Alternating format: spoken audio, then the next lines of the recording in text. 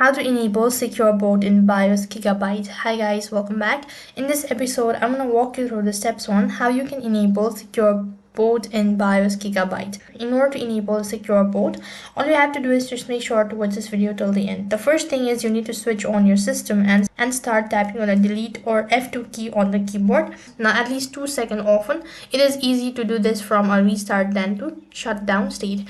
You may then be met by an easy mode BIOS menu. Now press F2 to enter advanced mode. After that, navigate to the BIOS or boot tab at the top. Now depending on the generation, you can also use your mouse on the keyboard or the arrow key on the keyboard. Now you have to go down to the secure boot and press the enter button. Then you have to change the secure boot mode to standard and then attempt secure boot to enable it. And finally press F10 and choose to save changes and restart. From there you should load into a window with a secure boot enabled. Then you've successfully enabled secure boot in BIOS Gigabyte. That is all for this video. I hope the video was helpful. Make sure to like, share and subscribe to our channel. Thank you for watching. See you in the next video.